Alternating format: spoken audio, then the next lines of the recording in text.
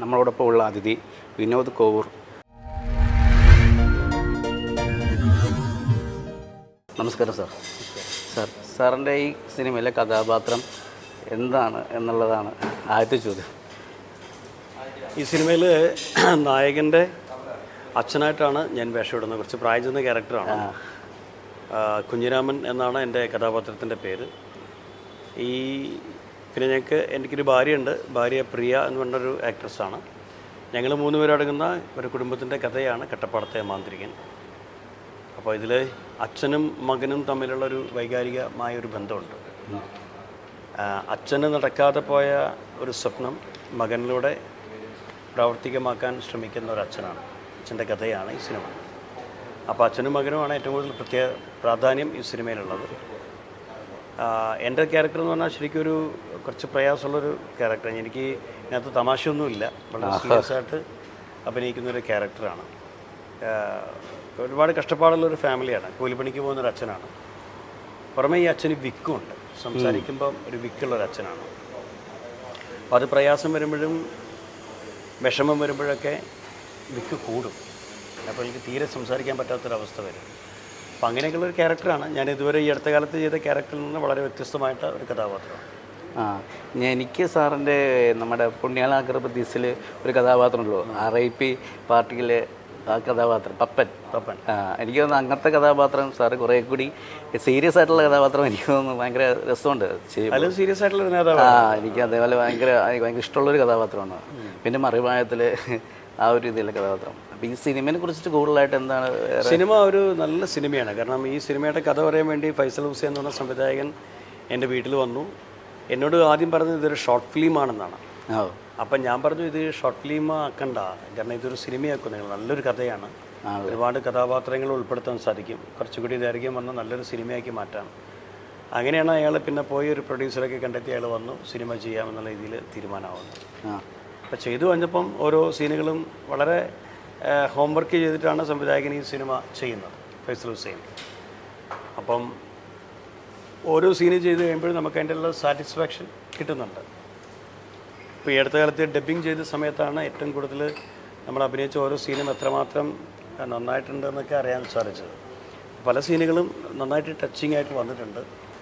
സംവിധായകൻ്റെ മനസ്സിലാണ് കഥയുള്ളത്. അദ്ദേഹം കുറേ വർഷങ്ങളായിട്ട് കൊണ്ടു നടക്കുന്നൊരു കഥയാണത്. അപ്പം അത് സിനിമയായിട്ട് വരുമ്പോൾ ഏറ്റവും കൂടുതൽ ടെൻഷൻ അടിക്കുന്ന മൂപ്പരായിരിക്കും. പക്ഷെ എന്തായാലും ഓഗസ്റ്റ് 30 പ്രേക്ഷകർ തീരുമാനിക്കും എന്താണ് കട്ടപ്പാടത്തെ മാന്ത്രികൻ. ഇത് കോമഡിയിലൂടെയാണോ പറയുന്നത്? ഇപ്പോൾ സാറിൻ്റെ കഥ അല്ലല്ല, എൻ്റെ ഭാഗ്യമുള്ള കോമഡി, കുറച്ച് സീരിയസ് കോമഡിയൊക്കെ ചെയ്യുന്നത് ഈ എൻ്റെ മകനായിട്ട് അഭിനയിക്കുന്ന സുമിത് രാഘവ്. സുമിത്തിൻ്റെ കുറേ ഫ്രണ്ട്സ് ഉണ്ട്. അവരുടെ ഫ്രണ്ട്സിൻ്റെ ഇടയിലും അവൻ്റെ കുട്ടിക്കാലത്തുള്ള ഫ്രണ്ട്സിൻ്റെ ഇടയിലൊക്കെ നടക്കുന്ന തമാശകളാണ് സിനിമയിലെ തമാശകൾ. ഇത് സോഷ്യലി എന്തെങ്കിലും ഒരു ഇഷ്യൂ ഇതിലൂടെ മുന്നോട്ട് വെക്കുന്നുണ്ടോ എന്നുള്ളതില്ല. സോഷ്യൽ ഇഷ്യൂ ഒന്നുമില്ല, ജസ്റ്റ് ഒരു സോഷ്യൽ ഇഷ്യൂ പറഞ്ഞു പോകുന്നുണ്ടോ അല്ലേ? ഇതൊരു ഗ്രാമത്തിൽ നടക്കുന്നൊരു കഥയാണ്. കട്ടപ്പാടം എന്ന് പറഞ്ഞൊരു ഗ്രാമം.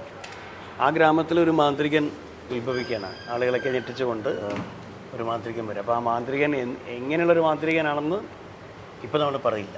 നമ്മുടെ സിനിമ കാണുമ്പോഴേ കുമ്മാട്ടിയിലെ ആ കഥാപാത്രത്തെ പോലെ ഒരു ആ രീതിയിലുള്ളതാണോ? അങ്ങനെയൊക്കെ പറയാം. അല്ല, പല രീതിയിലും മാന്ത്രികന്മാരാവാമല്ലോ. ഇപ്പം മന്ത്രവിദ്യ കാണിച്ചിട്ട് മാന്ത്രികനാവാം, അല്ലേ? അഭിനയം കാണിച്ചിട്ട് മാന്ത്രികനാവാം, പാട്ട് പാടിയിട്ട് മാന്ത്രികനാവാം. അങ്ങനെ ഏതൊരു രീതിയിൽ ഇയാളൊരു മാന്ത്രികനാണ്, അത്രേ പറയുള്ളൂ. അപ്പോൾ അങ്ങനെയാണ് അല്ലേ? അതേപോലെ തന്നെ സാറിൻ്റെ ഇനിയിപ്പോൾ എങ്ങനെയാണ് സാർ ഇപ്പോൾ ഈ സിനിമ അടുത്ത ഇനിയിപ്പോൾ ഹ്യൂമർ രീതിയിൽ തന്നെ പോകാനോ അല്ലെങ്കിൽ സീരിയസ് പിടിച്ച്? അല്ല, എനിക്ക് അങ്ങനെയൊന്നുമില്ല. എനിക്കിപ്പം കോമഡി വേഷങ്ങളും എനിക്കിഷ്ടമാണ്, സീരിയസ് വേഷങ്ങളും ഇഷ്ടമാണ്. ഏതാ കിട്ടുന്ന വെച്ചാൽ അത് ചെയ്യാം. അതിപ്പോൾ മറിമായത്തിൽ ആ രീതിയിലുള്ള ക്യാരക്ടർ അതിപ്പോൾ സിനിമയിൽ സിനിമ ഞാൻ വളരെ സീരിയസ് ആയിട്ടുള്ള ക്യാരക്ടർ, തമാശയൊന്നുമില്ല. ഓക്കെ. അതും പൊളിറ്റിക്കൽ ആയിട്ടുള്ള ഒരു വിഷയം സംസാരിക്കുന്ന ആളല്ലേ? Okay okay. അല്ല, അപ്പു സാർ എന്ന് പറഞ്ഞിട്ടൊരു പോലീസുകാരനായിട്ടാണ് ഞാൻ വേഷമിട്ടിരിക്കുന്നത്. അപ്പോൾ മറുമായത്തിൽ ഒരുപാട് കോമഡി ചെയ്തിട്ടുണ്ടെങ്കിലും സിനിമ വന്നപ്പോൾ ഞാൻ അതിനകത്ത് സീരിയസ് ആയി. അതിൽ ഒരു സോഷ്യൽ ഇഷ്യൂസിനെയൊക്കെ തന്നെയല്ലേ മറുമായത്തിൻ്റെ ഒരു. പിന്നെ അതുപോലെ തന്നെ എനിക്ക് നമ്മുടെ മുസ്ലിം ക്യാരക്ടർ ഉണ്ടല്ലോ, MIT മൂസ, അതൊക്കെ നമ്മൾ ഭയങ്കരമായിട്ട് ഇഷ്ടപ്പെട്ട് നമ്മൾ കാണുമ്പോൾ ഒരുപാട് ചിരിപ്പിച്ചിട്ടുള്ളൊരു കഥാപാത്രമാണ്. അപ്പോൾ അതേപോലത്തെ കഥാപാത്രം എനിക്ക് ഈ പറയുന്ന പോലെ കാണുമ്പോൾ ഈ പറയുന്ന മറ്റേ നമ്മൾ അഗ്രവൃത്തീസൊക്കെ പോലെ ചെയ്യുന്ന രീതിയിൽ കുറച്ചും കൂടി സീരിയസ് ആയിട്ട് പൊളിറ്റിക്കലി കാര്യങ്ങളൊക്കെ ചെയ്യുന്ന രീതിയിലൊക്കെ ആണെങ്കിൽ ബെറ്റർ ആയിരിക്കില്ലേ എന്ന്? അതെ, അതിനാണ് ഞാൻ ആഗ്രഹിക്കുന്നത്. നമ്മൾ ഒരു നടൻ എന്ന് പറഞ്ഞാൽ എല്ലാതരം വേഷങ്ങളും ചെയ്യണം. കോമഡി മാത്രം ചെയ്യുന്നൊരു നടൻ എന്നില്ല. ഇപ്പം സുരാജ് വഞ്ഞാറമൂടൊക്കെ കോമഡിക്കാരനായിട്ട് വന്നപ്പോൾ എത്ര സീരിയസ് ക്യാരക്ടർ ചെയ്തു. സലീം കുമാർ ആദാമിൻ്റെ മകൻ അബു എന്ന സിനിമയിൽ അദ്ദേഹം ചെയ്ത് കണ്ടില്ലേ. അതൊക്കെ വ്യത്യസ്തമായ സാധനങ്ങളാണ്. ഇപ്പോൾ നമ്മുടെ കോട്ടയം നസീർ എന്തെല്ലാം തമാശകൾ, അയാളിപ്പോൾ എത്ര സീരിയസ് വേഷങ്ങൾ ചെയ്തു.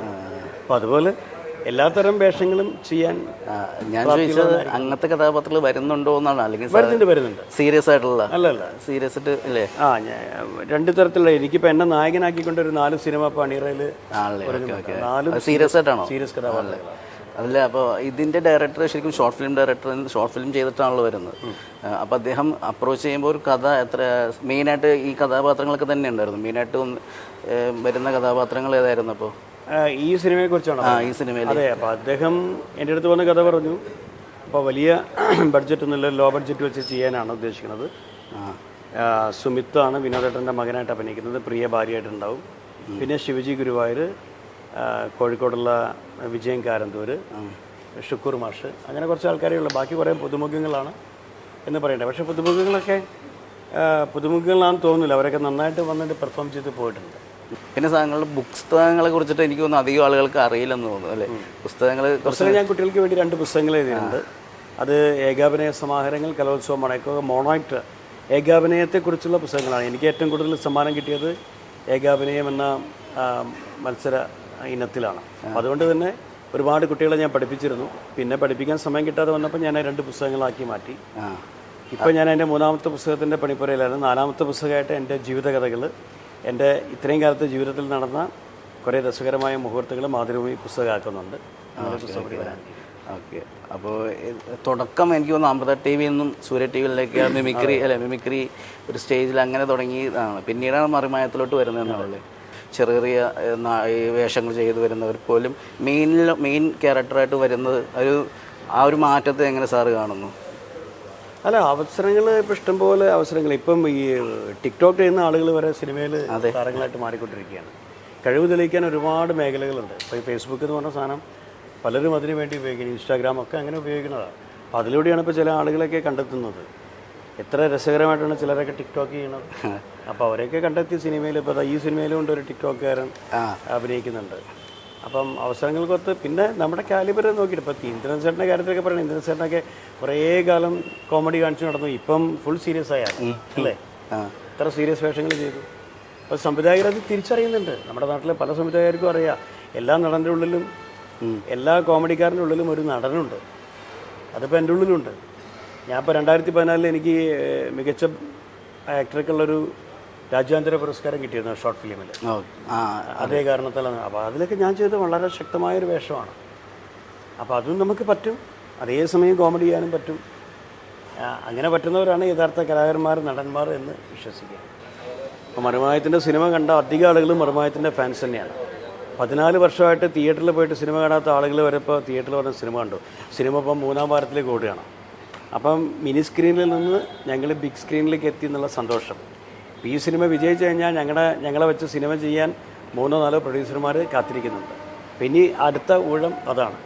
അടുത്ത സിനിമയ്ക്ക് വേണ്ടിയുള്ള തയ്യാറെടുപ്പിലാണ് ഇപ്പോൾ ഞങ്ങൾ നിൽക്കുന്നത്. അതിൻ്റെ വലിയൊരു സന്തോഷമാണ്. കാരണം ഞങ്ങൾ അത്രയും ജനങ്ങൾ, ലോകമെമ്പാടുമുള്ള മലയാളികൾ മറിമായത്തെ സ്നേഹിക്കുന്നവരാണ്.